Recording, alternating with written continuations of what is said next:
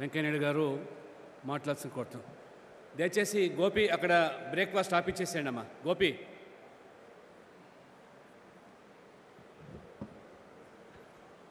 Fan ఆపేస్తారా ఉంటుంది Kishan, fan ఆపేసి sound చూడండి. ఆ దయచేసి వెనక ఉన్న వాళ్ళందరూ, వెనక నిలబడిన వాళ్ళందరూ కూర్చోండి. దయచేసి వెనక దయచేసి నిలబడిన వాళ్ళందరూ ఒక్కసారిగా కూర్చోవాలా. ఎవరికైనా నిలబడాలని ఉంటే ఇక్కడ 3 పార్టీల నాయకులు ఉన్నారు, వాళ్ళని మీటింగ్ అయిన తర్వాత కలవచ్చు, నిలిచేదానికి అవకాశం కల్పిస్తారు. ఏ పార్టీ కావాలంటే ఆ పార్టీ. అప్పుడు దాకా దయచేసి అందరూ కూర్చోండి please. May request everyone to please be seated quickly, including people who are standing here on this side. ఇక్కడ ఉన్నవాళ్ళు కూడా ఎవరు సెల్ ఫోన్లు వాడవద్దు. సెల్ ఫోన్ ఉన్న వాళ్ళందరూ దయచేసి సైలెంట్ మోడ్లో పెట్టుకోండి. జీవితంలో ఒక అలవాటు కావాలా, మనం ఎక్కడికి వెళ్ళినా సెల్ ఫోన్ని ఆఫ్ చేసి లేదా సైలెంట్ మోడ్లో పెట్టి వెళ్ళాలి, మళ్ళీ వచ్చిన తర్వాత ఆన్ చేసుకోవాలి. మీటింగ్లో డిస్టర్బెన్స్గా ఉంటుంది, దయచేసి దాన్ని అందరూ గుర్తుంచుకోవాలి. ఈరోజు కాదు, ఎప్పటికైనా సరే. ఈరోజు ఈ ప్రభాత సమయాన ప్రాతకాలంలో ఈ భాగ్యనగరంలో హైదరాబాదులో రాష్ట్ర రాజధానిలో తెలంగాణ రాజధానిలో మిత్రులందరం కలిసి ఆత్మీయంగా కలవడం, పలకరించడం, ఉపాహారం సేవించడం, 4 మాటలు కలబోసుకొని వెళ్ళిపోవడం, అది కార్యక్రమంగా ఇవాళ మనం పెట్టుకున్నాం. నేను జీవితంలో రాజకీయం వచ్చినప్పటి నుంచి ఇదే పని చేస్తూ ఉన్నాను. ఇప్పుడు రాజకీయం వదిలిపెట్టినప్పుడు కూడా అదే పని చేద్దాం అనుకొని ఇవాళ కార్యక్రమాన్ని ఇది పెట్టుకున్నాం. ఏంటంటే అందరినీ కలవడం సాధ్యం కాదు. ఒక ఊరికి పరిమితమైనప్పుడు, ఎమ్మెల్యేగా ఉన్నప్పుడు నెల్లూరులో అందరినీ కలిసేవాడిని. ఏదో ఒక రాష్ట్ర ప్రధాన కార్యదర్శి అయితే రాష్ట్రంలో కలిసేవాడిని, రాష్ట్ర అధ్యక్షుడైతే కొంతమందిని కలిసేవాళ్ళం, దేశ పార్టీ అధ్యక్షుడైతే కొంతకాలం కొందరిని కలిసేవాళ్ళం. కానీ ఇవాళ ఆ పరిస్థితి లేదు. అందుకని నేను ఎప్పుడూ ఎక్కడికి వెళ్ళినా ఆ ఊరిలో సాయంత్రం పూట, ఉదయం పూట కాస్త ఒక 1 hour 2 hours meet and greet ఆత్మీయ సమావేశాన్ని పెడుతుండేవాడిని, అందరినీ కలిసేవాడిని. నాకెంతో సంతృప్తినిచ్చేది. ఎందుకంటే నేను జీవితంలో ఇవాళ ఈ స్థాయికి వచ్చానంటే దానికి ప్రధాన కారణం, 1 నా తల్లిదండ్రులు నాకు ఇచ్చినట్టు జన్మ, 2 రాష్ట్రీయ స్వయం సేవక సంఘం నాకు ఇచ్చిన సంస్కారం, 3 అఖిల భారత విద్యార్థి పరిషత్తు నాకు నేర్పించిన నాయకత్వ లక్షణాలు, 4 భారతీయ జనతా పార్టీ నాకు కల్పించిన అవకాశాలు, 5 అన్నిటికన్నా ముఖ్యమైనది నాకు ఆనాటి నుంచి ఈనాటి వరకు పార్టీలకు అతీతంగా, కులాలకు అతీతంగా, మతాలకు అతీతంగా, ప్రాంతాలకు అతీతంగా, మరి వృత్తులకు అతీతంగా, ప్రవృత్తులకు అతీతంగా అందరూ కలిసి నన్ను అభిమానించేట స్నేహితులు అవుతున్నారో వాళ్ళ వల్లనే నేను ఇవాళ ఈ స్థాయికి వచ్చానని చెప్పని మీ అందరికీ మనవి చేస్తూ ఉన్నాను. I feel extremely happy when I meet my friends, interact with them, talk to them, exchange ideas with them, get feedback from them. I feel that's a real feedback because they don't have an agenda, and only agenda is they are my well-wishers. So అందుకని నాకు ఇది నా జీవితంలో ఒక భాగంగా తయారైపోయింది. రాబోయే రోజుల్లో ఇలా చేసే అవకాశం చాలా తక్కువ అని చెప్పని మిత్రులు అందరూ హెచ్చరిస్తూ ఉన్నారు. ఎందుకంటే ఆ ఉపరాష్ట్రపతికి కొన్ని పరిమితులు ఉంటాయి, కొంత ప్రోటోకాల్ ఉంటుంది. ఇంత స్వేచ్ఛగా అందరినీ కలవడము, కలిసి తిరగడము, మాట్లాడడము, ఆత్మీయ ఆలింగనం చేసుకోవడము, ఇవన్నీ అంత కుదరవని చెప్పని అందరూ చెప్తూ ఉన్నారు. ఆ మాట విన్నప్పుడు కొంత బాధ కలుగుతుంది. నేను ఎప్పుడూ ఏది కావాలని కోరుకోలేదు. అంటే పదవులు వద్దనుకున్నారంటే నేను పదవులు వద్దనుకున్నాను నేను చెప్పను, కానీ పదవులు కావాలని అనుకోను. నేను అనుకోకపోయినా ప్రతి ఒక్కటి దానంతట అదే వరుసగా వచ్చాయి. నేను స్కూల్కి లీడర్ అవుతాను నేను అనుకోలే, లీడర్ అయ్యాను. కాలేజీలో ప్రెసిడెంట్ అవుతాను నేను అనుకోలేదు, ముందు వైస్ ప్రెసిడెంట్ అయ్యాను. ఆ తర్వాత ఆ అవకాశం కూడా వచ్చింది.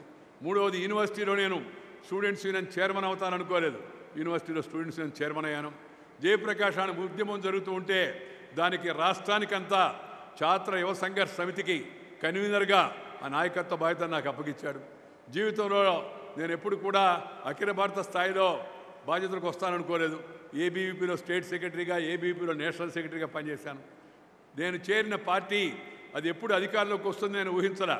పైపించి అందరూ నాకు మిత్రులు చెప్పేవాళ్ళు, అరే అదేం పార్టీ అయ్యా, అది జన్మలో పైకి వచ్చే పార్టీ కాదు. ఈ పక్కన ముఖ్యంగా దక్షిణాదిన అది ఉత్తరాది వాళ్ళ పార్టీ, అది చదువుకున్న వాళ్ళ పార్టీ, అది కోమటివాళ్ళ పార్టీ, పేపనవాళ్ళ పార్టీ వాళ్ళ భాషలో, నేను ఆ పదాలు వాడినా అనుకోండి. అలాగే అది శాఖాహారుల పార్టీ అని కూడా ఆయన పెద్ద ఆయన ఆన వెంకటరెడ్డి గారిని మా కుటుంబానికి శ్రేయోభిలాషి ఆయన చెప్పాడు నాకు ఒకరోజు, అదేం పార్టీ అభయ దాంట్లో చేరుతున్నావు నువ్వు పోయి అని చెప్పని. నాకు ముందు మాటలన్నీ పెద్ద కంగారు అనిపించదు, కానీ ఆఖరి మాట కాస్త కంగారు అనిపించింది. ఎందుకంటే మాంసాహారం లేకపోతే నేను ఆ రోజుల్లో నాకు ఆ ఉత్సాహం ఉండేది కాదు. ఇప్పుడంటే డాక్టర్ చెప్పాడు, ఈ జీవితాన్ని సరిపోయేట్టుగా తిన్నారు సార్, ఇంక తినకపోయినా పర్వాలేదు తగ్గించండి కాస్త, ఆరోగ్యం దృష్ట్యా మంచిదని చెప్పాను. నేను అంత పట్టుదలగా ఉండేవాడిని. ఆ తర్వాత ఎగతాళి చేస్తుంటే కూడా కొందరు నాకు బాగా పట్టుదలకు వచ్చేది. ఈ పార్టీ తమిళనాడు పార్టీ కాకుండా అందరి పార్టీ ఎప్పుడు అవుద్ది, ఇటు పార్టీ ఉత్తరాది పార్టీ కాకుండా అందరి పార్టీ ఎప్పుడు అవుతుంది, ఈ పార్టీ చదువుకున్న వాళ్ళ పార్టీ కాకుండా మామూలు జనం పార్టీ ఎప్పుడు అవుతుంది, ఈ పార్టీ శాఖాహారులు అనే ముద్రపోయి అందరూ కూడా దీంట్లో అన్ని ఆహారాలు వాళ్ళు కూడా ఉండొచ్చు అనే పేరు ఎప్పుడు వస్తుందని.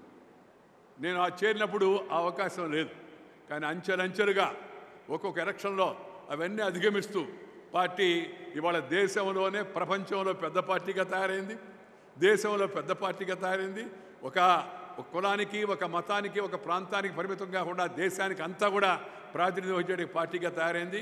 ఈ దేశ ప్రజలనే కాకుండా ప్రపంచ ప్రజల యొక్క మనసును కూడా దోచుకునే నాయకుడు అంటే పార్టీగా ఇవాళ భారతీయ జనతా పార్టీ తయారు కావడం చాలా సంతోషాన్ని కలిగిస్తుందని మీ అందరికీ మనవి చేస్తున్నా. ఇప్పుడు నేను భారతీయ జనతా పార్టీలో లేను, అందువల్ల దాని గురించి కూడా మాట్లాడను. నేను ఎప్పుడైతే నన్ను అధ్యక్షుడిగా ఉపరాష్ట్రపతిగా నిర్ణయించిన 5 నిమిషాలకు నేను మంత్రి పదవికి రాజీనామా ఇచ్చాను. 5 నిమిషాల్లో పార్టీ నుంచి నా బంధాన్ని తెంచుకున్నాను. ఈ పార్లమెంటరీ బోర్డు నిర్ణయం జరిగినప్పుడు చాలామందికి ఆశ్చర్యం కలిగి ఉంటుంది. ఎందుకంటే నాకు ఈ ఉపరాష్ట్రపతి, రాష్ట్రపతి పైన పెద్ద ప్రేమ లేదు. అవి తక్కువ పదవులని కాదు, ఎందుకంటే నేను జీవితంలో పెరిగింది కింద స్థాయి నుంచి, అట్టడుగు స్థాయి నుంచి క్రియాశీల కార్యకర్తగా, ఒక వర్కర్గా, ఒక ఆర్గనైజర్గా నేను ఎప్పుడూ అన్ని రకాల పనులు చేసి పార్టీ ఆ స్థాయికి వచ్చాను. దేశంలో బహుశా నేను తిరిగినన్ని రాష్ట్రాలు ఇంత తక్కువ టైంలో ఎక్కువ తిరగలేదు. నాకన్నా అటల్ బిహారీ వాజ్పేయి గారు, అద్వానీ గారు ఇంకా ఎక్కువ తిరిగారు. నానాజీ దేశ్ముఖ్ గారు, బండారీ గారు వాళ్ళు కూడా తిరిగారు. కానీ ఇంత తక్కువ టైంలో దేశంలో 620 జిల్లాలు తిరగడం, దక్షిణాదిలో ఉన్న ప్రతి జిల్లాకు వెళ్ళడం, ఆల్మోస్ట్ ప్రతి తాలూకాకు కూడా వెళ్ళడం, తెలంగాణలో కానీ ఆంధ్ర కానీ ప్రతి మండలానికి కూడా వెళ్ళడం బహుశా రాజకీయ చరిత్ర ఎవరు చేసి ఉండరు. నాకది చాలా సంతోషిస్తుంది. పైపైకి అది కూడా సాధారణంగా పార్టీ కోసం గోడల మీద రాసేవాడిని. నేను కాలేజీలో చదువుతూ, కూలికి కాదు, ఇప్పుడు మనం రాసేవాళ్ళ సంగతి మనకు తెలుసు, మామూలుగా రాసేవాళ్ళ కింద పేరు కూడా రాసుకుంటారు, ఆర్ట్ బై సోల్స్ అని చెప్పని గోడల మీద రాసేవాడిని. ఎందుకంటే పార్టీకి రాసేవాళ్ళు ఉండేవాళ్ళు కాదు, డబ్బులు లేవు. 2 పోస్టర్లు అంటించేవాడిని గోడకి, 3 కరెంటు స్తంభం, ఎలక్ట్రికల్ స్తంభం, టెలిఫోన్ స్తంభం ఎక్కి జెండాలు కట్టేవాడిని. 4 వాజ్పేయి గారు లేదా ఇతర నాయకులు ఎదురుకు వస్తే ఆ రోజుల్లో రిక్షా తప్పితే ఆటో ఎక్కే అవకాశం కూడా లేదు, ఆటోలు కూడా పెద్దగా లేవు. రిక్షాలో లేదా జట్కా బండిలో కూర్చొని ఊరిలో మైక్ అనౌన్స్మెంట్ చేసేవాడిని. ఇవాళ సాయంత్రం కోఆపరేటివ్ మైదాన్ బ్యాంక్ ఆవరణలో బహిరంగ సభ ఉంది, తరుణ హృదయ సామ్రాట్ శ్రీ అటల్ బిహారీ వాజ్పేయి వస్తున్నాడు, దయచేసి మీరందరూ వచ్చి సభను జయప్రదం చేయండి అని అనౌన్స్ చేసేవాడిని. అలా మైకులో అనౌన్స్ చేసిన ఒక కుర్రవాడు భవిష్యత్తులో అదే పార్టీకి అధికార పార్టీ అయిన తర్వాత అఖిల భారత అధ్యక్షుడై అదే అటల్ బిహారీ వాజ్పేయి, అద్వానీ మధ్యన కూర్చొని దేశంలో పార్టీకి నాయకత్వం వహిస్తాడని చెప్పని నేను ఎప్పుడూ జీవితంలో కూడా ఊహించలేదు. నేను తిరిగేటప్పుడు ప్రతి ఊరిలో ఎక్కడికి వెళ్ళినా కార్యకర్తలతో అనుబంధం. కార్యాలయంలో పడుకునేవాడిని, మొదట్లో ఆఫీసులో పడుకునేవాడిని, పార్టీ ఆఫీసులో. కార్యకర్తల ఇళ్లలో పడుకునేవాడిని, కార్యకర్తల ఇళ్లలో భోంచేసేవాడిని, కార్యకర్తలతో కలిసి తిరిగేవాడిని. అక్కడ అంచెలంచెలుగా పెరిగి పెద్దవాడిని, అనేక పదవులు, అనేక హోదాలు వచ్చినప్పుడు ఇప్పుడు అందరూ స్వాగతిస్తారు, మా ఇంట్లో రండి సార్, మా హోటల్లో ఉండండి సార్ అని అడుగుతారు. కానీ అవి ఏమీ లేనప్పుడు కూడా చాలామంది నన్ను అభిమానించారు. 100,000 మంది నాటు. ఇక్కడే కాదు, మాకు ఆశ్చర్యం, నాకు ఉత్తరాదికి వెళ్ళినా, ఒరిస్సాకి వెళ్ళినా, బెంగాల్కి వెళ్ళినా, అస్సాంకి వెళ్ళినా సేమ్ లవ్ అండ్ అఫెక్షన్. అరే వెంకయ్యజీ వచ్చాడు, మన పార్టీ కోసం ఇంత రాత్రి వాళ్ళు పనిచేస్తున్నాడు అనేటికి భావం. ఎందుకంటే నేను పార్టీకి స్టేట్ సెక్రటరీగా ఉన్న, జనరల్ సెక్రటరీగా, స్టేట్ ప్రెసిడెంట్గా ఉన్నా 2 times, అలాగే నేషనల్ జనరల్ సెక్రటరీగా ఉన్నా, నేషనల్ ప్రెసిడెంట్గా ఉన్నాను, రూరల్ డెవలప్మెంట్ మినిస్టర్గా ఉన్నా, అర్బన్ డెవలప్మెంట్ మినిస్టర్గా ఉన్నా. అందుకని విశేషంగా తిరిగినప్పుడు అనేక మందితో ఒక రకమైన అవ్యాజాను రాగం, ఆత్మీయ అనుబంధం, ఒక ప్రేమ, ఒక కుటుంబ సభ్యులు అనే భావన కలిగింది.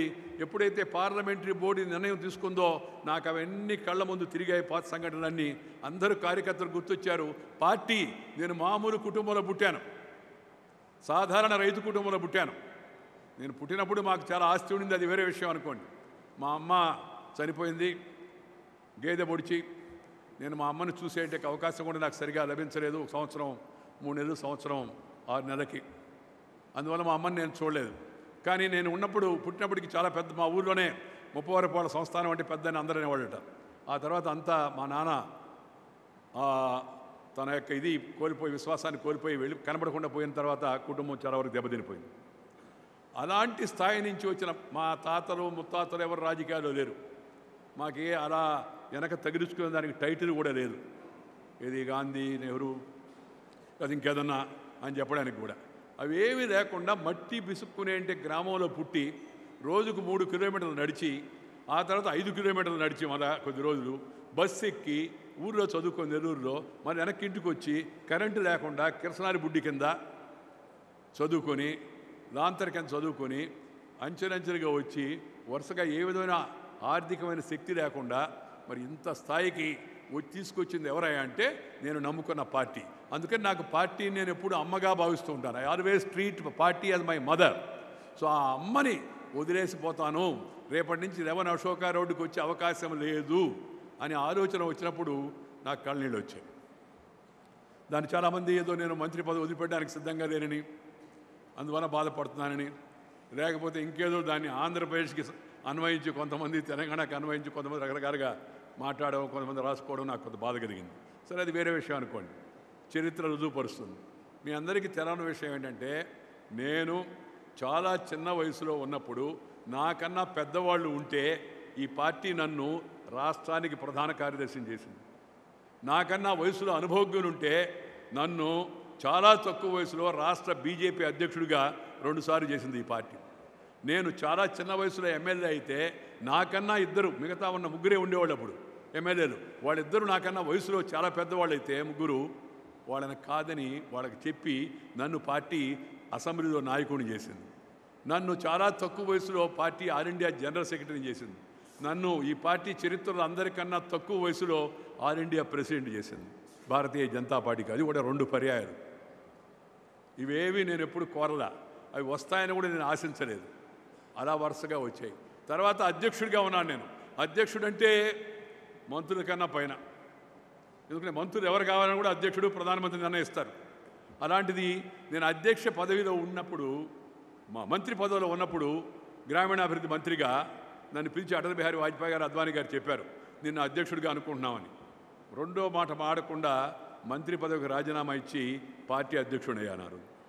నిన్న కూడా నిస్సంకోచంగా 7 గంటల 30 నిమిషాలకి నిర్ణయం జరిగితే 7:35కి మంత్రి పదవికి రాజీనామా ఇచ్చాను. గవర్నమెంట్ కారు వెనక్కి పంపించాను. పార్టీ సభ్యత్వం వదులుకున్నాన్న తర్వాత అప్పుడు నాకు దాదాపు 10 నిమిషాలు ఏడుపు ఆగలేదు. మిగతా వాళ్ళందరూ నన్ను సముదాయించాల్సి వచ్చింది. నన్ను చూసి ప్రధానమంత్రి గారు కూడా దాదాపు ఆయన కళ్ళనీళ్ళ పర్యంతం అయ్యాడు. దీనికి ఇంకొక కారణం కూడా ఉంది. ఎందుకంటే మనం ఆత్మీయంగా ఇంతగా మాడే అవకాశం లేదు. అసలు ఏం మాడొచ్చో ఏం మాడకూడదని కేటీఆర్ అంటున్నాడు. సార్, రేపటి నుంచి మీరు ఏం మాట్లాడగలుగుతారు, ఏం మాట్లాడలేరు చెప్పండి, దాన్ని బట్టి కార్యక్రమాలు వాళ్ళు పెట్టుకుందామని. దానికి కొన్ని పరిమితులు ఉంటాయి. ఈ దేశం ఎంతో శక్తివంతమైంది నా లెక్కలో. ఎన్నో తెలివితేటలు ఉన్నాయి ఈ దేశంలో. అసమాన ప్రతిభా విశేషాలు కలిగిన వాళ్ళు, కమ్మరి, కుమరి, వడ్రంగి, నేత, గీత, బోయ, యాదవ, సాకరి, మంగరి, హరిజన, గిరిజన, లంబాడ, ఈ పేద వర్గాలు, కొంతమంది వాటిని నిమ్మజాతులు అని ఉంటారు. వీళ్ళల్లో కూడా అశేషమైన తిరిగి ఉంది. అలాగే ఇంకా చదువుకున్న వాళ్ళకి చెప్పలేదు. అలాగే క్రీడల్లో మనం చూస్తూ ఉన్నాం. మనకు గోపీచంద్, లేకపోతే మన సినిమాలో చూస్తున్నాం, లేకపోతే మన బ్యాంకింగ్ సిస్టంలో చూస్తున్నాం, లేకపోతే మన ఐఏఎస్లో చూస్తున్నాం, లేకపోతే సమాజ సేవలో చూస్తున్నాం మనకు జయప్రకాష్ నారాయణ, లేదా మనం రాజకీయాల్లో చూస్తున్నాం. అలాగే అమెరికాలో చూస్తే కూడా మన తెలుగు వాళ్ళు, మన భారతీయులు, నాదెండ్ల సత్య దగ్గర నుంచి, సుందర్ పిచాయ్ దగ్గర నుంచి, ఇందిరా న్యూయి దగ్గర నుంచి ఎంతోమంది, సకూర్తి పూర్ణ దగ్గర నుంచి ఎంతోమంది, ఇంత తెలివి ఉన్న ఈ దేశం గత 69 సంవత్సరాల్లో ఎంత వేగంగా ప్రపంచంలో శక్తివంతమైన దేశంగా తయారు కావాలో అంత వేగంగా తయారు కాల. దానికి ఎవరు కారణమని ఇప్పుడు నేను నిందించాను. నేను వేరే పార్టీలను గురించి విమర్శించే దాటిపోయింది, ఆ స్టేజ్ కూడా దాటిపోయింది. మొన్న నాకు కొంతమంది కాంగ్రెస్ మిత్రులు చెప్తున్నారు, నాయుడు గారు మీరు విమర్శిస్తుంటే భలే సరదాగా ఉండేది సార్. ఏమై మీ పార్టీని విమర్శిస్తుంటే నీకు సరదాగా ఉండేదంటే, అట కాదండి, మీరు మాట్లాడే తీరు, ఆ వాడే పదాలు అవి మాకు కూడా ఒక పక్క మమ్మల్ని కోపడుతున్నా, మమ్మల్ని ఏమైనా అంటున్నా సరే మాకు ఒక రకమైన ఉత్సాహాన్ని ఇచ్చాయి. పార్లమెంటరీ ఆ రిపార్టీసు, ఆ డిబేట్సు, అవన్నీ కూడా ఆ ప్రాస, ఇవన్నీ కూడా నేను ఇవాళ చెప్పదలుచుకుంది ఏంటంటే ఈ దేశం ఇప్పటికే శక్తివంతమైన దేశంగా ఒక అమెరికా లాగా, ఒక బ్రిటన్ లాగా, లేకపోతే ఇంకో దేశం లాగా, కెనడా లాగా తయారై ఉండాల్సిన దేశం ఇది. కానీ కాదా, దానికి ఇప్పుడు ఒక అవకాశం వచ్చింది. ఏంటంటే ఇన్నేళ్ల తర్వాత ఒక స్థిరమైన ప్రభుత్వం వచ్చింది. ప్రభుత్వం మంచిగా పనిచేయాలంటే స్థిరంగా ఉండాలి. కేవలం స్థిరమైన ప్రభుత్వం అంటే చాలు. ఇంతకుముందు కూడా స్థిరమైన ప్రభుత్వాలు ఉన్నాయి. సమర్థుడైన నాయకుడు కావాలి. సమర్థుడైన నాయకుడు కూడా వచ్చాడు.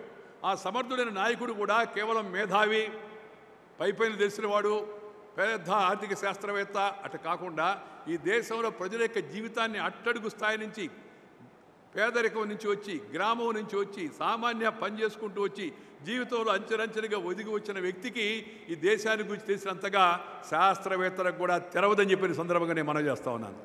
అలాంటి వ్యక్తి శ్రీ నరేంద్ర మోడీ ఇవాళ ప్రధానమంత్రి అయ్యాడు.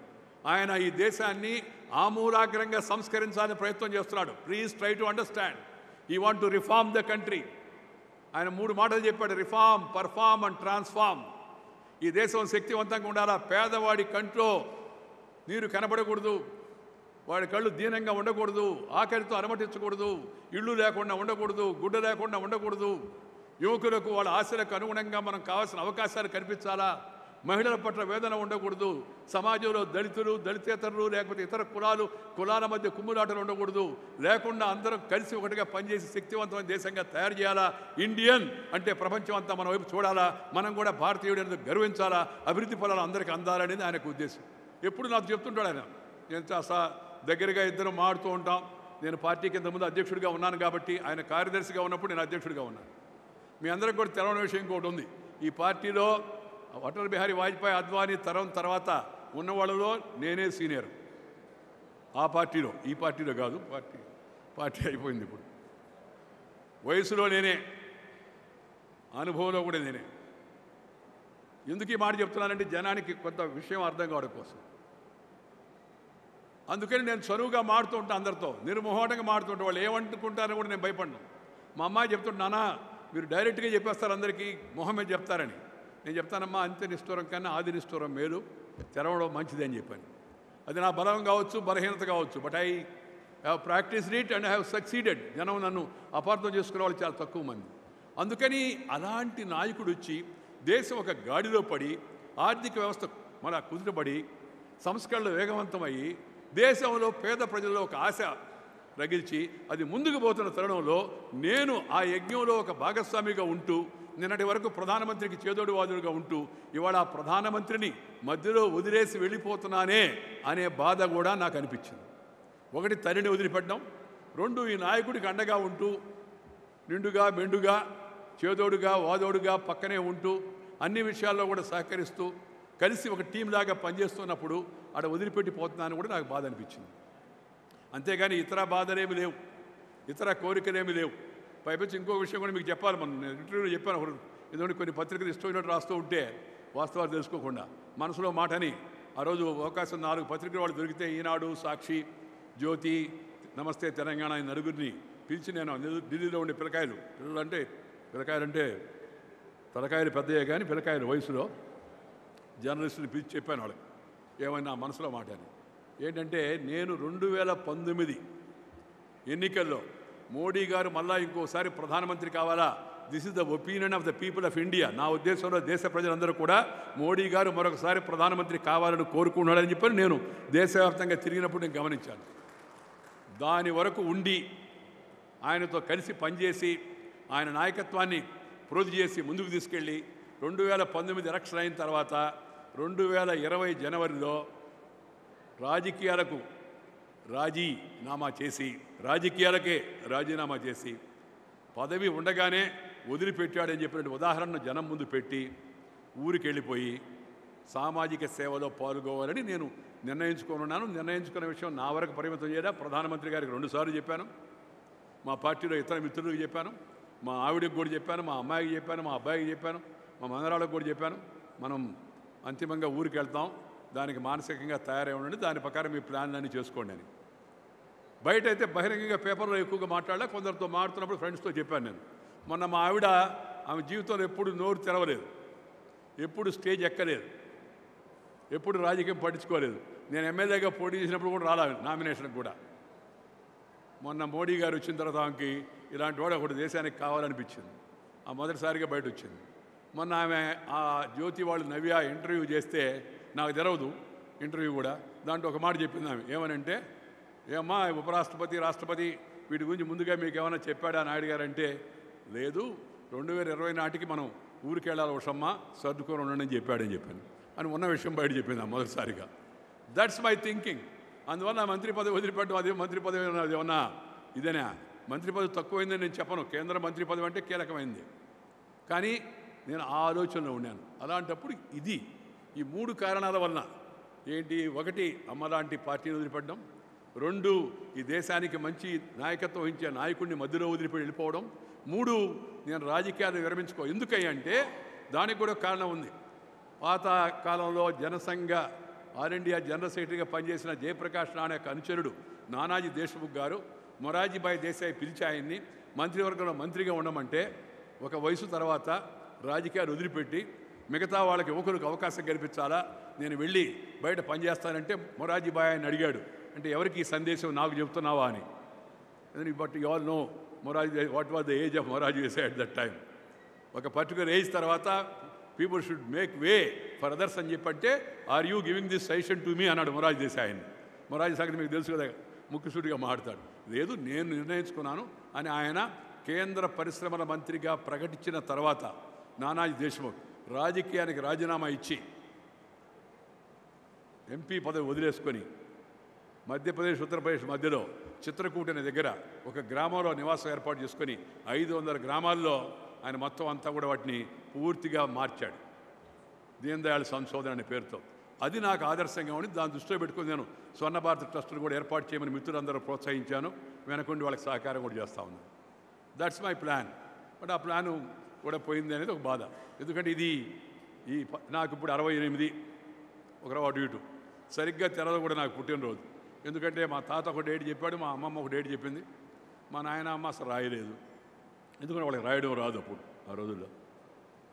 ఒక ఆయన పెద్ద గాలివాన అప్పుడు పుట్టావని, ఆమెమో చిన్న గాలివాన అప్పుడు పుట్టావని. నేను అందరం ఇద్దరు రాజీ పడి మధ్యలో చెప్పండి, ఒక డేట్ చెప్పండి, దాని ప్రకారం పెట్టుకుందామని చెప్పి. ఆ స్కూల్లో టీచర్ ఏమో ఒక డేట్ వేసాడు, దాని ప్రకారం అనుకున్నాం. సుమారుగా రమారమిగా 68 ఏళ్ళు ఉంది. ఈ 68 ఏళ్ళలో ఇంక 2 ఏళ్ళలో 70 వస్తుంది. సో 2 ఏళ్ళలో 19 వస్తుంది, 2019 పని అయిపోద్ది, వదిలిపెట్టేద్దాం అనుకున్నాను నేను. అది వాస్తవమైన విషయం. మీకు అందరికీ నేను ఇంత ఫ్రీగా మళ్ళీ రాబోయే రోజుల్లో మాడే అవకాశం లేదు. అందుకని ఈ విషయాన్ని మీ అందరికి కూడా నేను ఈ సందర్భంగా చెప్పదలుచుకున్నా. బట్ ఒకసారి పార్టీ నిర్ణయించిన తర్వాత పార్టీలో అందరూ కలిసి కూర్చొని మాడుకొని ఇది ప్రధానమంత్రి గారు చెప్పారు నాకు ఇది వ్యక్తిగతంగా నష్టము, పార్టీకి కూడా నష్టము, కానీ దేశానికి మేలు జరుగుతుంది, వ్యవస్థకు మేలు జరుగుతుంది, సంస్థకు మేలు జరుగుతుంది, దయచేసి మీరు దీన్ని అంగీకరించండి అని చెప్తే నేను రెండో మాట మాడకుండా నేను ప్రధానమంత్రిని ఒకే మాట అడిగాను, మీరు ఇవన్నీ ఆలోచించే నిర్ణయం తీసుకున్నారు కదా అని. ఆలోచించిన తర్వాత వేరే ప్రత్యామ్నాయం కనపడలేదు. దక్షిణాది వాడు ఉండాలా, రైతు కుటుంబం నుంచి వచ్చిన వాడే ఉండాలా. ఎందుకంటే ఇతర సామాజిక వర్గం నుంచి రాష్ట్రపతిని ఎన్నిక చేశాం, ఒక పేద వర్గానికి నుంచి ప్రధానమంత్రి వచ్చాడు, prime minister from the west, president from the north, speaker from the central India Indore, and then party president also is from there. So there must be a person from south and who is acceptable, who is known and who is also familiar with agriculture. అందుకని నిర్ణయించామన్నారు. మంచిదని నేను అంగీకరించాను, దీంట్లోకి వచ్చాను. చాలామంది తెలవని వాళ్ళందరూ, సహజంగా వాళ్ళందరూ సార్ ఈ మంచి టైంలో వదిలేస్తానని. ఈ చౌదరి ఒకటి మాత్రం నాకు మొదటి నుంచి చెప్తున్నాడు, సార్ అది వస్తే మాత్రం వదిలిపెట్టకూడదు, మొదటిది వచ్చినా సరే రెండోది వచ్చినా అని. ఏముందా దాంట్లోనేవాడు నేను. లేదు సార్ మీకు తెలవదు, తెలుగు వాళ్ళకి ఒక మంచి గౌరవం ఇది.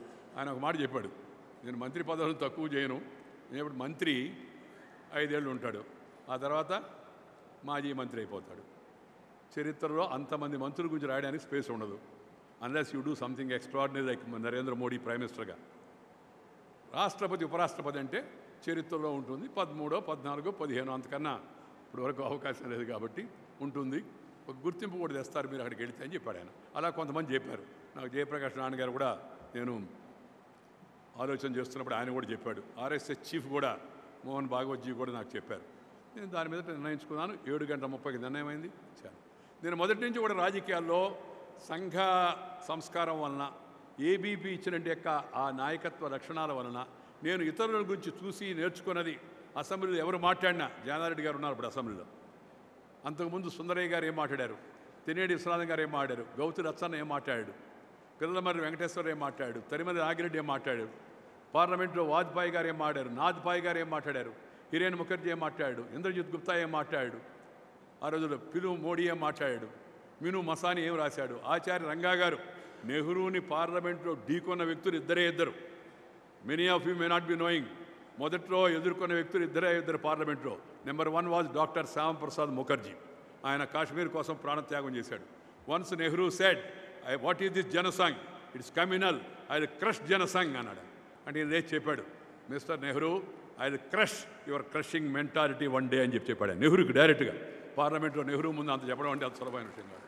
రెండవ వ్యక్తి, నెహ్రూ గారి యొక్క విధానాలు తప్పు అని పార్లమెంట్లో గట్టిగా మాట్లాడగలిగిన వ్యక్తి, ఆక్స్ఫర్డ్ నుంచి శాస్త్రవేత్తగా చదువుకొని వచ్చినట్టు Acharya Ranga, with a great parliamentarian. దురదృష్టవశాత్తు ఆయన ఆఖరి రోజుల్లో కాంగ్రెస్లోకి వెళ్ళిపోయాడు కాబట్టి ఏ స్థాయికి చేరాలనో ఆ స్థాయికి ఆయన పేరు చేరలేదు. వాళ్ళందరూ ప్రసంగాన్ని వినేవాడిని. Because Ranga knows the problems of the peasantry of the country. గ్రామీణ ప్రజల యొక్క జీవితానికి బాగా తెలుసు. ఆయన ఉపన్యాసాలు నేను చదివేవాడిని. చదువుకొని నేర్చుకున్నా ఇవన్నీ. అంతేగాని పుట్టుకతో వచ్చినవి కాదు, వంశంతో వచ్చినవి కాదు, లేకపోతే ఇంకెవరో దయాదాక్షాలతో వచ్చినవి కాదు. కష్టపడి లైబ్రరీకి వెళ్ళి చదువుకొని ఎవరు ఏం మాట్లాడిన, ఉదయం 8 గంటలకు వెళితే అసెంబ్లీకి మధ్యాహ్నం లంచ్ 1 గంట వరకు బయటకు వచ్చేవాడిని కాదు. ఇప్పుడన్నా కొద్దిగా డయాబెటిక్ వయసు వలన అప్పుడప్పుడు యూరినల్ కోసం బయటకు వెళ్ళాల్సి వచ్చేది. ఆ రోజులు ఆ ప్రాబ్లం కూడా లేదు కాబట్టి కుర్చీలోనే కూర్చోండి వింటూ ఉండేవాడిని. That is the best training for any parliamentarian or legislator. Spend as much time as you can in the legislature, in the parliament. Spend as much time as you can in the library. Read as many newspapers as you can. ఇప్పుడుండే news paper చదివితే ఏమవుద్ది అంటే అది వేరే విషయం అనుకోండి. కానీ అనేక సమాచారం తెలుసుకోవడానికి అది కూడా ఒక మార్గం. ఇలా నేను అన్నీ కూడా కష్టపడి నేర్చుకొని వచ్చాను. నేను ఎవరికి పాదాభివందనం చేయలేదు, ఎవరిని దేనికోసం బతినాళ్ళ. నేను ఇంకో విషయం కూడా చెప్పదలుచుకాను మీకు. 84లో ఎన్టీ రామారావు అని ఒక వ్యక్తి వెన్నుపోటు పొడిచినప్పుడు, ప్రజల చేత ఎన్నుకోబడిన ముఖ్యమంత్రిని దించేసినప్పుడు నేను ఆయన పార్టీలో లేను, నేను ప్రతిపక్షంలో ఉన్నాను. ఆయన నాకు వ్యతిరేకంగా వచ్చి ప్రచారం చేశాడు. 83 అసెంబ్లీ ఎన్నికల్లో ఆయనకి రావడం కూడా ఇష్టం లేదు. ఆయన దగ్గుపాటి చెంచరామయ్య ద్వారా నాకు కబురు చేశాడు. నేను చూడలేదు, ప్రోగ్రాం ఇచ్చేస్తున్నారు, బ్రదర్ కాన్స్టిట్యున్సీ ఉంది, ఈ అసెంబ్లీలో గట్టిగా మాడేవాళ్ళు ఇద్దరే, ఒకటి వెంకయ్యనాయుడు, 2 జైపాల్ రెడ్డి, వాళ్ళిద్దరి కాన్స్టిట్యున్సీ కూడా నేను పోతే ఎలా, పెద్ద గాలిగా ఉంది, ఎక్కడ పోయినా అంతా తెలుగుదేశం గాలి, ఏం చేద్దామని నేను ఆయన చెప్పాను చెంచరామయ్య గారికి, మీరు రావడం మంచి పని అయింది, దయచేసి ఆయన రమ్మనండి, లేకపోతే నా విలువ పోద్ది, ఆయన రాకుండా పోయినందువల్ల నేను గెలిచాను అనుకుంటారు, రమ్మనండి అంటే ఎన్టీ రామారావు గారు మొత్తం మీద అయిష్టంగానే వచ్చాడు. వచ్చి పెద్ద సభ, మ్యాసివ్ టర్నప్. ఆ చరిత్రలో అంతకుముందు అంత జనం రాలా. చూసిన జనం అంతా ఎన్టీ రామారావు జిందాబాద్, వెంకయ్యనాయుడు జిందాబాద్ అనుకుంటూ వెళ్ళిపోయారు. తెలుగుదేశం అభ్యర్థికి ధరావత్తు పోయింది, డిపాజిట్ పోయింది, నేను గెలిచాను. అదే ఎన్టీ రామారావు గారు 84లో నేను ఆయన అందించిన సహకారాన్ని గుర్తులో పెట్టుకొని నన్ను మంత్రిగా రమ్మని కోరాడు. చాలామందికి తెలిసి ఉండకపోవచ్చు తెలుగుదేశం వాళ్ళకి. చాలా గట్టిగా చెప్పాడు ఆయన. రామోజీరావు గారికి కూడా చెప్పాడు, ఏమని, మంత్రిగా చేరితే కొంత ఎన్టీఆర్ చేదోడుగా ఉంటారు బదులని. నేను చెప్పాను, నేను ఈ పార్టీలో పుట్టాను, ఈ పార్టీలో పెరిగాను, ఈ పార్టీలోనే చస్తాను, పార్టీ మారే ప్రసక్తి లేదని. నేను జీవితంలో ఈ స్థాయికి రావడానికి అదొక ప్రధాన కారణమని మీ అందరికి కూడా నేను మనం చేస్తా ఉన్నా. నమ్మిన సిద్ధాంతాన్ని, నమ్మిన పార్టీని వదిలిపెట్టకుండా, అది కూడా గెలిచేది కానప్పుడు, గెలిచే పార్టీలో ఎవరు వదిలిపెట్టరు, ఎవరు వదిలిపెడతారు, ఎవరన్నా కొద్దిమంది తప్పితే ఎవరు వదిలిపెట్టరు అని నేను ఆయన మంత్రి పదవి ఇస్తానన్నా కూడా నేను సున్నితంగా దాన్ని తిరస్కరించాను. ముందు కేంద్ర గ్రామీణాభివృద్ధి మంత్రిగా ఉండి రాజీనామా ఇచ్చి పార్టీ అధ్యక్షుడయ్యాను. నిన్న పట్టణాభివృద్ధి శాఖ మంత్రిగా ఉండి 3 పోర్ట్ఫోలియో, శక్తివంతమైన పోర్ట్ఫోలియోకి మంత్రిగా ఉండి రాజీనామా ఇచ్చి ఉపరాష్ట్రపతి పదవికి ఇప్పుడు నేను నామినేషన్ వేశాను. అందువల్ల దిస్ ఆల్ షోస్ నా ఆలోచన ఎలా ఉంది అనే విషయం మీ అందరికీ కూడా తెలుసు. ఈ ఎమ్మెల్యేలందరికీ ఎమ్మెల్యే క్వార్టర్స్లో, ఇక్కడ ఎమ్మెల్యే క్వార్టర్స్ అని ఉంది, అందరికీ ఎమ్మెల్యేలకు ఇళ్ల స్థలాలు ఇచ్చారు. నేను అసెంబ్లీలో లేచి గట్టిగా మాడా, ఎమ్మెల్యేకి హైదరాబాద్లో పని ఉంది, వాళ్ళ పని వాళ్ళ కాన్స్టిట్యున్సీలే కదా, హైదరాబాద్ ఎందుకు ఇళ్ళు ఇస్తానని వ్యతిరేకించాను నేను. సుందరయ్య గారు కూడా వ్యతిరేకించాడు, కమ్యూనిస్ట్ పార్టీ నాయకుడు. నేను నెక్స్ట్ డే దాని మీద నిర్ణయం తీసుకుపోతున్నారు. ఒక ఆయన లేచి అవతల పక్క, నిన్న అంత పెద్ద ఉపన్యాసాలు ఇచ్చిన వాళ్ళు ఇప్పుడు ఇల్లు తీసుకోమని ప్రకటిస్తే బాగుండదుగా అన్నాడు. నేను లేచి నేను ఇల్లు తీసుకోనని ప్రకటించా. జైపాల్ నన్ను వెనక నుంచి లాగుతున్నాడు. అరే అందరికైనా నీకే అవసరమయ్యా, నాకేం లేదు, ఆయనకంటే బాగుందనుకోండి మిగతా వాళ్ళకి కూడా అని నేను నిర్ణయం తీసుకున్నాను. ఎమ్మెల్యే కాలంలో విడుదల తీసుకోవాలి. మన పార్లమెంట్ సభ్యుడయ్యా నేను కర్ణాటక నుంచి. Bengaluru is a very prosperous city. Bengaluru ఎంపీలందరికీ ఫ్లాట్లు ఇచ్చారు. ఒక్కోటి 10 కోట్లు విలువ చేస్తుంది డాలర్ కాలనీ అని. నేను ఎంపీగా కూడా తీసుకోవాలని చెప్పాను. ముఖ్యమంత్రిగా ఉన్న ఎస్ఎం కృష్ణ చెప్పాడు. ఆ రోజు బీజేపీ ముఖ్యమంత్రి కూడా యదువీరప్ప కూడా చెప్పాడు, మంచి ప్లాట్ ఇస్తాం తీసుకొని వెంకయ్యజీ, పిల్లకాయల కన్నా పనికి వస్తుందని. తీసుకోవాలా. నా అదృష్టం ఏంటంటే మామూలుగా కుటుంబం ఇలాంటివి వచ్చినప్పుడు పిల్లలన్నా ఒత్తిడి చేస్తారు, భార్య అన్నా ఒత్తిడి చేస్తారు.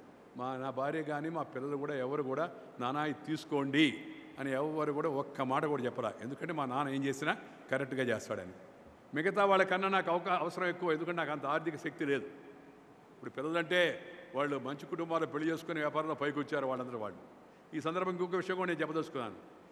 నాకు అసలు ఈ మా వాడు చేస్తున్న వ్యాపారాన్ని గురించి అస్సలు తెలవదు, లోతుపాతులు తెలవు. మొన్న ఒక ఆయన పుణ్యాన హర్ష టయోటాలో ఈ తెలంగాణ ప్రభుత్వం ఏదో ఇన్ని బండు కొంది అని ఒక పెద్ద స్టేట్మెంట్ ఇచ్చారు. ఎందుకంటే బురదలో ఉన్నవాళ్ళు అవతల వాళ్ళు తెల్ల చొక్కా తెల్ల పని చేసుకొని ఉంటే దాన్ని చూసి ఓర్చుకోలేరు, వాడకు కూడా ఒకరు వంటిద్దామని చూస్తారు. అప్పుడు నేను అడిగాను మొదటిసారిగా, ఎందుకంటే మా అబ్బాయి వ్యాపారం ఏందని తెలుసు నాకు, కానీ దాని లోతుపాతులు తెలవు. దాంట్లో మోటార్లు అమ్ముతున్నారా ఏంది, ఎన్ని కంపెనీలు, ఎన్ని ఇవన్నీ డీలర్ ఏందని. అప్పుడు విచారిస్తే అయ్యా గవర్నమెంట్ ఆర్డరు కంపెనీలకు ఇస్తుంది, బ్రాండ్లకు ఇస్తుంది. ఆ తర్వాత ఏ డీలర్ ద్వారా సప్లై అయితే ఆ డీలర్కి కూడా కొంత కారు కింతని ఆ కంపెనీ కమిషన్ ఇస్తుందని అప్పుడు ఆ విషయాలు చెప్పారు. నాకు ఆశ్చర్యం వేసింది. ఇంతకాలం నన్ను చూసిన వ్యక్తులు ఆ ఢిల్లీలో ఉండే వాళ్ళకి తెలవకపోయినా ఇక్కడ ఉండేవాళ్ళని చెప్పుండాల్సింది కదా. That's how I maintain. నేను మొదలే చెప్పాను పిల్లలకి, మీరు రాజకీయం దగ్గరకు రావద్దు, నేను మీ వ్యాపారం దగ్గరకు రాను అని. I lived up to my own commitment today. ఈరోజు నేను ఉపరాష్ట్రపతి అయ్యేంత వరకు కూడా మా అబ్బాయి వ్యాపారంలో ఒక్క రోజు కూడా ఎటువంటి జోక్యం చేసుకోలేదు. చాలామంది చెప్పారు నాకు, కాస్త కరోడే కదా ముందు డెవలప్ చేయాలా, సపోర్ట్ చేయాలని. నథింగ్ డూయింగ్, వాళ్ళ లైన్ వాడిదని చెప్పాను. మా అమ్మాయి మా అల్లుడు కూడా అదేవిధంగా వాళ్ళ వ్యాపారం చేసుకున్నారు, వాళ్ళు పైకి వచ్చారు. దాంట్లో కూడా ఎప్పుడు నేను జోక్యం చేసుకోను. ఈ స్వర్ణ భారత్ ట్రస్ట్ను కూడా కొంతమంది వివాదం చేశారు. నేను ఎప్పుడు చెప్తూ ఉంటాను, మా పిల్లలకు కూడా చెప్పాను, మా అమ్మాయి కొద్దిగా ఉత్సాహం ఎక్కువ, జనానికి ఏదో చేయాలా, రాజకీయం కాకుండా ఇతర చేయాలని. నేను చెప్పాను, మా జీవితంలో పద్ధతిగా నడవాలంటే చాలా కష్టం. మీ అందరూ కూడా చెప్తున్నాను, పద్ధతిగా నడవాలంటే చాలా కష్టం, నిజాయితీగా ఉండాలంటే చాలా కష్టం. ఇవాళ మోడీ గారు చేస్తున్న ప్రయత్నం ఏంటంటే జనం నిజాయితీగా బతకదలుచుకునే వాళ్ళందరికీ, టయానికి ట్యాక్స్ కట్టే వాళ్ళందరికీ, చట్టాలను పాటించే వాళ్ళందరికీ వెసులుబాటు కలిగించాలా, వాళ్ళకి ప్రోత్సాహం ఇవ్వాలని పెద్ద ఆయన చేపట్టిన మహాయజ్ఞం అది. మోడీ గారు చేపట్టిన యజ్ఞం పద్ధతిగా ఉండాలి. స్వర్ణ భారత్ ట్రస్టు 16 సంవత్సరాల నుంచి పనిచేస్తుంది. గవర్నమెంట్ నుంచి వాళ్ళు ఫండింగ్ తీసుకోరు, బ్యాంకులతో కలిసి శిక్షణ ఇస్తూ ఉంది. ఫారిన్ కంట్రిబ్యూషన్ని అసలు తీసుకోవాలా, రూపాయి కూడా, ₹1 కూడా తీసుకోవాలా. కానీ ఏమని ఇచ్చారంటే వార్తలు ఎలా కల్పిస్తాయి జనం అంటే, నోటీస్ ఇచ్చారు స్వర్ణ భారత్కి, ఏమని మీరు విదేశీ రుణాలు తీసుకొని విదేశీ విరాళాలు తీసుకొని దానికి సమాధానం చెప్పకుండా ఉన్నారని. వీళ్ళని అడిగాను, అది కూడా నేను అడిగితే మేము విదేశ విరాళాలు తీసుకోము కాబట్టి వాళ్ళు నోటీస్ ఇచ్చినా కూడా నోటీస్ ఇస్తే ఏం చేస్తారు, క్యాన్సిల్ చేస్తారు. మంచిదే కదా అనుకున్నాం మేమని చెప్పారు. నా దగ్గర ఇప్పుడు లిస్ట్ కూడా ఉంది, మా వాడి దగ్గర ఉండాలి. విక్రాంత్ తెచ్చాడా? విక్రాంత్ లిస్ట్ ఏది? ఇందా కార్డు తెచ్చారు. 5,900 మందికి నోటీస్ ఇచ్చారు. ఎవరు? ఇంతకు ముందున్న ప్రభుత్వం ఏమీ పట్టించుకోవాలా, ఎక్కడి నుంచి వస్తున్నాయి డబ్బులు, ఎక్కడికి పోతున్నాయని. ఈ ప్రభుత్వం మోడీ గారు మొత్తం వ్యవస్థను ప్రక్షాళన చేయాలి కాబట్టి హోమ్ మినిస్ట్రీ 18 లక్షల మందికి నోటీసులు ఇచ్చింది దేశవ్యాప్తంగా. దాంట్లో 5,900 కంపెనీలు విదేశ విరాళాలు తీసుకుంటే వాళ్ళకి నోటీస్ ఇచ్చింది. ఏమని, మీ విరాళాల వివరాలు చెప్పండి, అంతేగాని ఇంకోటి ఏం కాదు, చెప్పకపోతే రద్దు అవుతాయని. వీళ్ళు మేము తీసుకోవడం లేదు కాబట్టి చెప్పాల్సిన అవసరం లేదని ఒకటి చెప్పాలి. సింపుల్ ఉదాహరణ చెప్తున్నాను. కానీ ఏమవుతుందంటే అటు ఒక రాయేస్తే తర్వాత ఏందో మళ్ళీ మిగతా విషయాన్ని కడుక్కోవాలి కదా, మళ్ళీ పేపర్లో చెప్పాలి కదా కాదని. చాలా బాధ కలిగింది నాకు నిజంగా వాస్తవం. What is happening? అరే ఇంత పెద్ద స్థాయిలో ఉన్న నేను వచ్చి నెల్లూరులో నెలకొక రోజు, విజయవాడలో నెలకొక రోజు, హైదరాబాద్లో నెలకొక రోజు, అమ్మాయి అబ్బాయి ఇంటికన్నా పోకపోవచ్చు కానీ తప్పనిసరిగా ట్రస్ట్కి వెళ్ళి ఆ ట్రస్ట్లో ఉండే పిల్లలతో, ఆ ట్రైనీస్తో ఆ సేవా కార్యక్రమాల్లో పాల్గొంటేది మహా సంతోషాన్ని ఇస్తుంది. I spend time like that in spite of my busy schedule. Advani గారు అనేవాళ్ళు, ఏంటి ఇంత ఇంపార్టెంట్ వెళ్ళిపోతున్నామని. మోడీ గారు కూడా చాలాసార్లు అన్నాడు, దిస్ ద లిస్ట్. 5,900 మందికి దీంట్లో చాలా పేర్లు ఉన్నాయి. ఇందిరాగాంధీ ప్రతిష్టాన పేరు దగ్గర నుంచి, గాంధీ గారి పేరు, హరిజన సేవక సంఘం నుంచి ఇంకా రకరకాల అన్నీ ఉన్నాయి. వాళ్ళందరికీ నోటీస్ ఇచ్చారు. జనరల్ రొటీన్ ఏమని మీ వివరాలు చెప్పండి అని. 5,900. దీంట్లో మన హైదరాబాద్, మన ఆంధ్ర, తెలంగాణ పేర్లు చాలా ఉన్నాయి. ఇది రొటీన్. వాళ్ళు అడుగుతారు, దాన్ని ఇన్కమ్ ట్యాక్స్ ఎట్టయితే ఫైల్ చేయాలన్నా మీరు, అలా దాని ఒక పెద్ద న్యూస్. బట్ ఇలాంటివి అన్నప్పుడు ఒక్కోసారి బాధ కలుగుతుంది. కానీ ప్రజా జీవనంలో ఉన్నప్పుడు ఇలాంటివి తప్పవు. మనము ముక్కుసూటిగా వ్యవహరించడం, పద్ధతిగా పనిచేయడం, మనం నమ్మిన దానికోసం పోరాడడం, ఇదే మన పద్ధతిగా ఉండాలి తప్పితే మిగతా వాటి గురించి చెల్లించిపోతే మనం ఇంకేం చేయలేం. That's my understanding. అందుకని మిత్రులారా, ఇవాళ చాలా సంతోషం, మనందరం ఇక్కడ కలిసాం. నేను ఉపరాష్ట్రపతి అయిన తర్వాత భవిష్యత్తు ఎలా ఉంటుందంటే, ఈ ఆగస్టు 11 నుంచి అదొక మరొక ప్రపంచం, అదొక మరొక జీవితం. ఆ జీవితాన్ని గురించి ఇప్పుడు తెలుసుకుంటున్నాను. నేను వచ్చి అధికారులు వచ్చి బ్రీఫింగ్ చేస్తాను నాకు, ఎందుకంటే గెలుస్తామని అనుకుంటున్నారు వాళ్ళు, నంబర్స్ ఉన్నాయి కాబట్టి. నేను ప్రధానమంత్రి గారు కూడా రామేశ్వరరావు చెప్పాడు కాబోయే ఉపరాష్ట్రపతి. నేను మామూలుగా మన వాళ్ళు, నేను సాయంత్రం నాకు అనుమానం వచ్చింది, అన్నీ చూస్తాను, కింద నుంచి పైదాకా ప్రతి ఒక్కటి చూస్తాను. నేను బ్యానర్లో కూడా ఉపరాష్ట్రపతి అని పెట్టొద్దు, నా పేరుతో జనం గుర్తిస్తే చాలు అని. నా పేరు వెంకయ్యనాయుడు అంటే తెలవాలా. ఆచార్య రంగా అంటే ఎలా తెలిసిందో, అటల్ బిహారీ వాజ్పేయి అంటే ఎలా తెలిసిందో, పుచ్చలపల్లి సుందరయ్య అంటే ఎలా తెలుస్తుందో, వెంకయ్యనాయుడు అంటే కేంద్ర మాజీ మంత్రినో, ఎప్పుడైనా మాజీ అవుతాం కదా, లేకపోతే ఇంకో ఆయననో, అట కాకుండా పేరుతో గుర్తుపెట్టుకున్నట్టుగా జనం ఉండాలా. ఆ విధంగా మనం బతకాలా. అది నేను నిర్దేశించుకున్న లక్ష్యం. దానికోసం పనిచేస్తా ఉన్నాను. అందుకని మిత్రులారా, నేను ప్రతి చిన్న విషయాన్ని, నేను పార్టీ ప్రెసిడెంట్ అయినప్పుడు ఒక ఆశ్చర్యకరమైన సంఘటన జరిగింది. మీటింగ్ ఉంది నెక్స్ట్ డే, నేను అక్కడ అధ్యక్ష పదవి స్వీకరించాలి. సాయంత్రం జనరల్ సెక్రటరీ అందరూ కూర్చున్నారు. నేను పోయాను ఆ మీటింగ్కి. వాళ్ళందరూ నన్ను చూసి లేచారు. ఏంటంటే మీరు వచ్చారు, ఏంటి మేము అందరూ కూర్చొని రేపు మీ ప్రమాణ స్వీకారానికి ప్లాన్ చేస్తున్నామని. నేను కూడా అందుకే వచ్చానయ్యా అన్న. మీరు రేపు కదా సార్ రావాలన్నారు. నేను ఇప్పుడు జనరల్ సెక్రటరీ కదా, ప్లాన్ ఏంది, అక్కడ స్టేజ్ ఎలా కట్టబోతున్నారు, స్టేజ్ మీద ఎలా కూర్చోబోతున్నారు, దానికి ఎవరు ప్రార్థన, ఎవరు వందన సమర్పణ, ప్రోగ్రామ్ ఏంది చూద్దామని. అంటే ఆయన రాంకృపాల్ సిన్హా అని ఒక ఆఫీస్ సెక్రటరీ ఉన్నాడు. ఆయన ఒక మాట చెప్పాడు, బీజేపీకి 5 జనరల్ సెక్రటరీ అంటారు, కాదు 6 రేపటి నుంచి అన్నాడు. ఆయన ఎట్టవుతారు 6? మన రాజ్యాంగం ఒప్పుకోదు కదంటే 5 మంది జనరల్ సెక్రటరీలు, 6 ఆయన ప్రెసిడెంట్ జనరల్ సెక్రటరీ అని చెప్పని. ఎందుకంటే ప్రతి విషయాన్ని కూడా ఈ చిన్నదాని నుంచి పడుచుకుంటాడని. ఆర్గనైజ్ చేయడం నాకు అలవాటు, మొదటి నుంచి సిస్టమ్ని ఫాలో కావడం నాకు అలవాటు.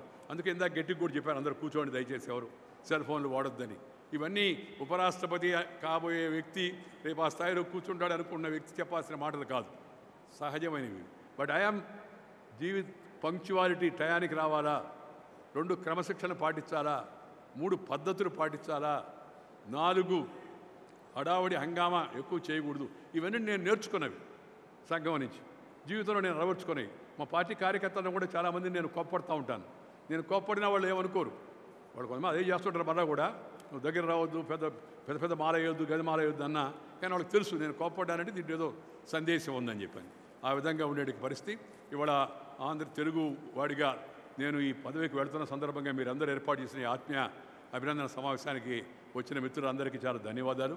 నేను తెలుగు ప్రజలందరూ కలిసి ఉండాలని కోరుకుంటున్నాను. పరిపాలనా సౌలభ్యం కోసం రాష్ట్రం రెండుగా విడిపోయింది, అది మనం గుర్తుపెట్టుకోవాలి. ఆ అధ్యాయం ముగిసిపోయింది. మనం విజయవాడలో ఉన్నా, నిజామాబాద్లో ఉన్నా, హైదరాబాద్లో ఉన్నా, అమరావతిలో ఉన్నా, మనమంతా తెలుగు వారమే, మనమంతా భారతీయులు అనే విషయాన్ని మనందరం గుర్తుపెట్టుకోవాలి. రాజకీయాలు వాటి స్థాయిలో అవి ఉంటాయి. నిన్న కేసీఆర్ గారు మొన్న మా ఇంటికి వచ్చి 1 గంట సేపు అలా ఇద్దరం కలివిడిగా మాడుకున్నాం అనేక విషయాలపైన. రాజకీయాలు తక్కువ, ప్రజా జీవనాన్ని గురించి ఎక్కువ. ఆయన కూడా మిగతా వాళ్ళలాగే మంత్రిగా ఉంటే కొంతకాలం ఇంకా మేలు జరిగి ఉండేది. చంద్రబాబు నాయుడు గారు కూడా అదే అభిప్రాయంతో ఉన్నాడు. సరే, ఏదేమైనా మనం పైన నిర్ణయాన్ని కాదనలేం కదా. బట్ నేను చెప్పాను ఇది పద్ధతులు అని చెప్పిన తర్వాత ఆయన సరే మంచిదన్నాను, మద్దతు కూడా ప్రకటించారు, అది వేరే విషయం అనుకోండి. కానీ నేను ఆయనకు చెప్పాను, దయచేసి మీరిద్దరు కలిసి పనిచేయండి. సమస్యలు కొన్ని ఉంటాయి, ఇంట్లో ఉండవు ఆ సమస్యలు. ఆ సమస్యలు ఇద్దరు సామరస్యంగా పరిష్కరించుకోండి, ఘర్షణాత్మక వైఖరి పెట్టుకోవద్దు. ఇంతకుముందు కూడా చెప్పాను కొన్ని విషయాల్లో నా సలహా. మొన్న ఉపాధ్యాయులు, తెలంగాణ ఉపాధ్యాయులు, ఆంధ్ర ఉపాధ్యాయులు ఏకీకృత సర్వీసుల విషయం కడియం శ్రీహరి గారు ఉప ముఖ్యమంత్రి, గంటా శ్రీనివాసరావు వచ్చారు. 1998 నుంచి పెండింగ్లో ఉన్న విషయం వాళ్ళిద్దరు నా దగ్గర రాబట్టి నెల రోజుల్లో నేను హోంమంత్రితో మాట్లాడి డీటెయిల్స్ ఆఫీసర్ని నేనే పిలిపించుకొని అన్ని స్థాయిలో దాన్ని చర్చించి ఉత్తర్వులు చేయించి లా మినిస్ట్రీని ఒప్పించి, లెజిస్లేటివ్ మినిస్ట్రీని ఒప్పించి, హోమ్ మినిస్ట్రీని ఒప్పించి, రాష్ట్రపతి దగ్గరికి పంపించి ఆయన ఒప్పించి ఆ తర్వాత గజెట్లో పబ్లిష్ చేయడం జరిగింది. ఇవాళ సుమారు 4 లక్షల మంది ఉపాధ్యాయులకు 2 రాష్ట్రాల్లో సంతోషం కలుగుతోంది. అలాగే మొన్న నేను కేసీఆర్ గారికి ఇంకో మాట చెప్పాను, కొంతమంది భర్త హైదరాబాద్లో ఉన్నాడు, భార్య అమరావతిలో ఉంది.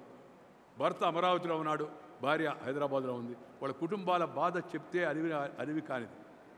పిల్లలు, ఇళ్ళు ఇటు రావడం, ఇళ్ళటి పోవడం, వాడు ఇటు రావడం, మనసు ఉండదు, పని చేయలేరు.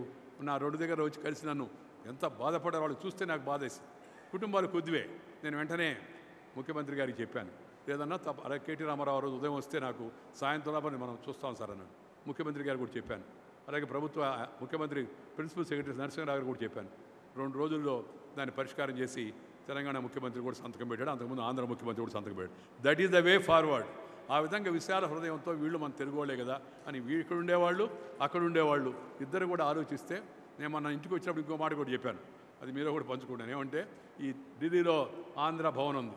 ఈ ఆంధ్ర భవన్ కూడా ఇద్దరు ఒక అంగీకారానికి రాకపోవడం వలన అది అలా ఉండిపోయింది. ఒక అంగీకారానికి రాండి, ఇద్దరు పంచుకోండి, ఏదో కావాలంటే పక్కన దాని అంతస్తులు పెంచుకోండి, ఏదో కొత్త స్థలం కావాలన్నా ఇస్తాను నేను. అందుకని ఇద్దరు మాడుకొని చేయమంటే తెలంగాణ ముఖ్యమంత్రి కేసీఆర్ గారు సుముఖత వ్యక్తపరిచాడు. ఈ విధంగా వే ఫార్వర్డ్ వీటిని పరిష్కరించుకొని ఇద్దరు కలిసి కొన్ని విషయాల్లో కేంద్రంపై ఒత్తిడి తేవాలి. ఇద్దరం కలిసి కొన్ని నీటి విషయం ఉంది, పక్క రాష్ట్రాలతో మాడాల్సి ఉన్నాయి, అప్పుడు ఇంకా శక్తి వస్తుంది. దీన్ని కూడా దయచేసి అక్కడున్న ప్రభుత్వం, ఇక్కడున్న ప్రభుత్వం, ఎవరి పార్టీలు వాళ్ళకు ఉంటాయి, దానికి తప్పదు. పార్టీలు లేకపోతే రాజకీయం ఉంది ప్రజాస్వామ్యంలో. కానీ మనం ఒకరికొకరు శత్రువులం కాదు. We are not enemies, even if you are contesting against each other, we are rivals.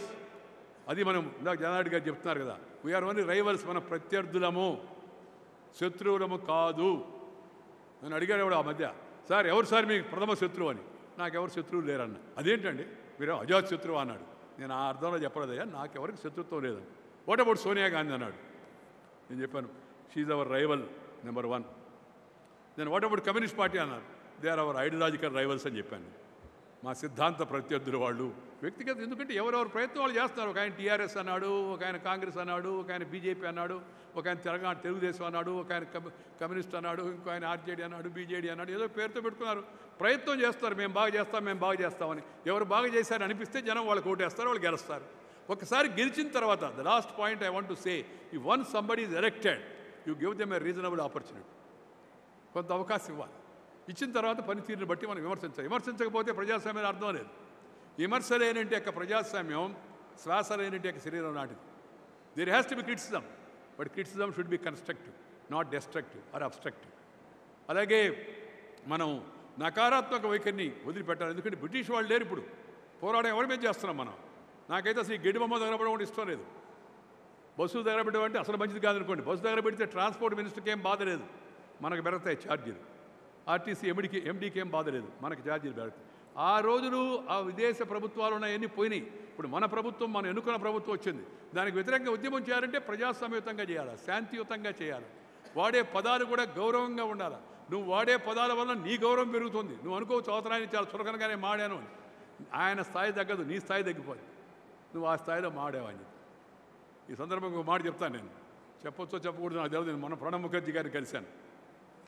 కలిస్తే ఆయన నాకు ఆశీర్వదించి, ప్రధానమంత్రి మంచి నిర్ణయం తీసుకున్నాడు, నీకు వయసు తక్కువ, ఇంకా వస్తే పై స్థాయికి వెళ్తావు తప్పనిసరిగా, మంచి పేరు తెచ్చుకుంటావు అని చెప్తూ, నువ్వు Venkaiah your my true friend అన్నాడు.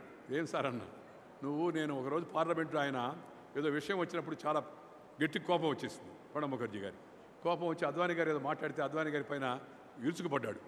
విరుచుకుపడి కఠినమైన పదాలు వాడాడు. అయిపోయింది. పార్లమెంట్ గొడవ అయిపోయి వాయిదా పడింది.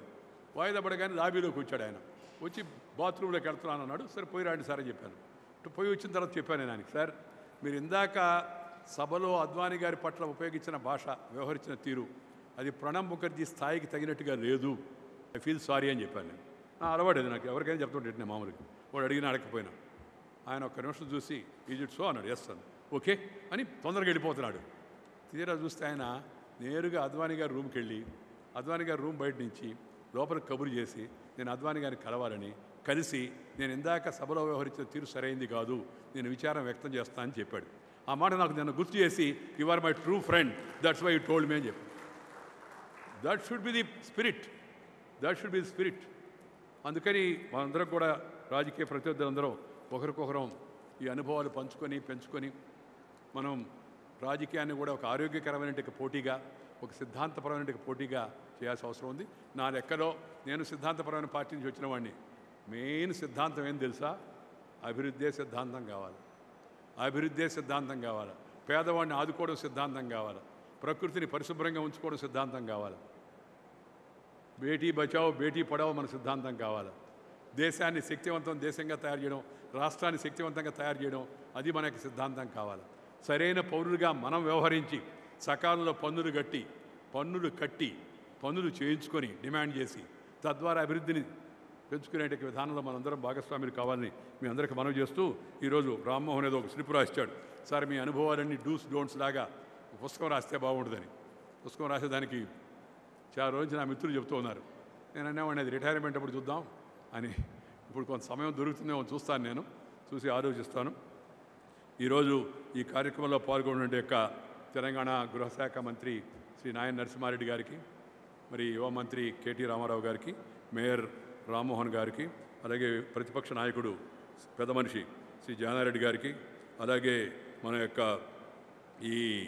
మన మంత్రులు తుమ్మల నాగేశ్వరరావు గారు, డాక్టర్ మన కామినేని శ్రీనివాస్ గారు, అలాగే కేంద్ర మంత్రి మా సహచరుడుగా నిన్నటిదాకా సహచరుడు, ఆయనేమో మంత్రి, నేనేమో మాజీ మంత్రి ఇప్పుడు, వైఎస్ చౌదరి గారు, అలాగే రాష్ట్ర బీజేపీ అధ్యక్షుడు డాక్టర్ లక్ష్మణ్ గారు, మన తెలుగు వాళ్ళు గర్వించగలిగే ఒక నీతి నిజాయితీకి ప్రతిరూపం అని చెప్పబడే, మనం కొన్ని ఆయన పద్ధతులతో వ్యతిరేకించవచ్చు, కానీ విభిన్నమైన విలక్షణమైన విశిష్ట వ్యక్తిత్వం కలిగిన వాడు శ్రీ జయప్రకాష్ నారాయణ అని చెప్పిన సందర్భంగా మీ అందరికీ కూడా మనం చేస్తూ ఉన్నాం. అలాగే నాకు ఆశీర్వాదం అందించిన నాగపణి శర్మ గారు, అలాగే తెలంగాణ బీజేపీ అధ్యక్షుడు, సభ నిర్వహిస్తున్న డాక్టర్ లక్ష్మణ్ గారు, కిషన్ రెడ్డి గారు, యువ బీజేపీ శాసనసభాపక్ష నాయకుడు, అలాగే ఈరోజు మన ప్రముఖ టెన్నిస్ బ్యాడ్మింటన్ క్రీడాకారుడు, ప్రపంచంలోనే భారతదేశం యొక్క కీర్తి ప్రతిష్టలను పెంచి అనేక మందిని తయారు చేసి మన తెలుగు వారందరికీ గర్వకారణంగా ఉన్న యొక్క పుల్లెల గోపీచంద్ గారు, అలాగే ఈరోజు రాఘవేంద్రరావు గారు, దర్శకేంద్రుడు రాఘవేంద్రరావు గారు, అనేక మంది శాసనసభ్యులు నా ముందు కూర్చొని ఉన్నారు. అలాగే అనేక మంది ఐఏఎస్ ఆఫీసర్ వచ్చున్నారు, ఐపీఎస్ ఆఫీసర్ వచ్చున్నారు, రిటైర్డ్ ఆఫీసర్ వచ్చున్నారు, అలాగే ప్రముఖ పారిశ్రామికవేత్తలు, వ్యాపారవేత్తలు, విద్యావేత్తలు కూడా కనబడుతూ ఉన్నారు. డాక్టర్లు చాలామంది ప్రముఖ డాక్టర్లు అందరూ కూడా వచ్చారు. సినిమా రంగానికి చెందిన వాళ్ళు కూడా మిత్రులు అనేక మంది, నాగార్జున, వెంకటేష్, అలాగే సురేష్ బాబు, ఇంకా కళ్యాణ్ చిత్రమండలి నుంచి, అలాగే అల్లు అరవింద్ గారు, ఇంకా ఇలాంటి అనేక మంది ప్రముఖులు సినిమా రంగం నుంచి వాళ్ళందరూ కూడా వచ్చున్నారు. వాళ్ళందరికీ కూడా నేను వారితో పాటు మీ అందరికీ కూడా బీజేపీ కార్యకర్తలు పెద్దగా రావద్దని చెప్పాను నేను, ఎందుకంటే వాళ్ళకి వేరే సమయం ఇస్తాం. ఇంకా నేను బీజేపీ ఆఫీస్కి వెళ్ళే అవకాశం కూడా లేదు, నేను వాళ్ళని కలిసే అవకాశం లేదు. ఇక్కడికి రావద్దని అక్కడికి పోకుండా ఉంటే ఏంటంటే వాళ్ళందరికీ ప్రత్యేకంగా అక్కడ శంషాబాద్లో నేను విమానాశ్రయానికి వెళ్ళేటప్పుడు వాళ్ళకి సపరేట్గా కార్యక్రమం ఏర్పాటు చేశారు లక్ష్మణ్ గారు, కిషన్ రెడ్డి గారు. అక్కడ కూడా వాళ్ళందరినీ ప్రత్యేకంగా కలుస్తాను. ఆ తర్వాత రాబోయే రోజుల్లో ఇంత కలివిడిగా కలిసే అవకాశం ఉండదు. అంటే అసలు గలం అని కాదు, దానికి మంది మార్బలం, దానికి ఉండే యొక్క ప్రోటోకాల్ అవన్నీ ఉంటాయి. అందుకని ఈరోజు ఇంతసేపు మనందరం కూడా కలిసి కూర్చొని మాడుకొని కాస్త ఉపహారాన్ని సేవించేటికి అవకాశం లభించడం చాలా సంతోషంగా భావిస్తూ మీ అందరికీ నేను హృదయపూర్వకమైన యొక్క ధన్యవాదాలు తెలియజేస్తున్నాను. నమస్కారం. జై హింద్.